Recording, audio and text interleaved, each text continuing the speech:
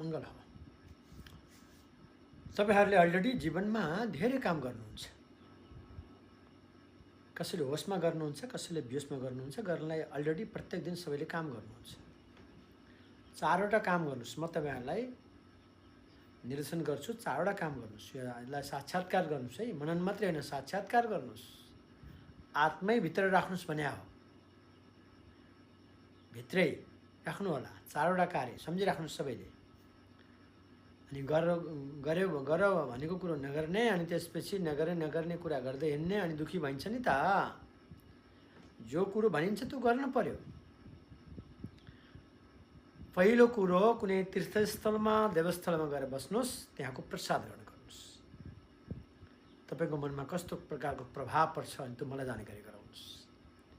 तीर्थस्थल पनि काशी नै भनेको छ, कोटी गया काशी, काशी नै भनेको छ। साधु सन्तको संग गर्नुस्, सत्संग गर्नुस्, साधु सन्तको सान्निध्यमा रहनुस्। कस्तो प्रकारको आभा, कस्तो प्रकारको ऊर्जा तपाईमा प्रवाहित हुन्छ। सबैमा दुर्लभ कुरा भनिराखेको छु तपाईहरुलाई, बडा दुर्लभ कुरा भनिराखेको छु। कलियुगमा साधु सन्तको संग पनि दुर्लभ छ। कलियुगमा तीर्थको वास पनि दुर्लभ छ। तेस्रो सुन्नुस् अब। गंगा स्नान गर्नुस्। गंगा स्नानको माध्यम त छुटिसक्यो सबको अब।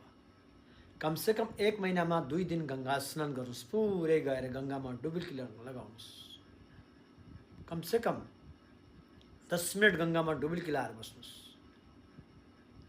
तपाईको शरीरमा जुन एलिमेन्टको कमी छ, जुन तत्त्वको कमी छ, जुन लवणको कमी छ नि, गंगा स्नान गर्दा सम्पूर्ण त्यो एलिमेन्टहरू, तत्त्वहरू प्राप्त हुन्छ तपाईलाई। सुस्वास्थ्य र दीर्घायुको प्रतीक हो गंगा स्नान। सुस्वास्थ्य पनि हुन चाहने, दीर्घायु पनि हुन चाहने, गर्न पर्ने कुरो नगर्ने, नगर्न पर्ने कुरो गर्ने। बाथरुमको नुहाइले तपाईको जीवनमा सुस्वास्थ्य दीर्घायु प्राप्ति हुँदैन। 1 महिनामा 2 दिन गएर गंगा स्नान गर्नुस्। सुस्वास्थ्य पनि हुन्छ, दीर्घायु पनि हुनुहुन्छ। युवाहरूमा, युवतीहरूमा यसको ठुलो अभाव छ। स्विमिङ पुलमा गएर पौड्नु भनेको तपाईको उमेरलाई क्षय गर्नु हो। स्विमिङ पुलमा जाने समयमा गंगामा गएर स्नान गर्नुस् न। कत्रो पवित्रता प्राप्त हुन्छ, कत्रो अमृत प्राप्त हुन्छ।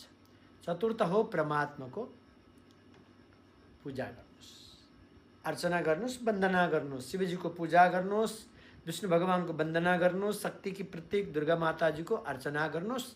यी विधिबाट तपाईलाई आत्मिक सुख पनि प्राप्त हुन्छ, तपाईलाई आध्यात्मिक सुख पनि प्राप्त हुन्छ, तपाईलाई भौतिक सुख पनि प्राप्त हुन्छ।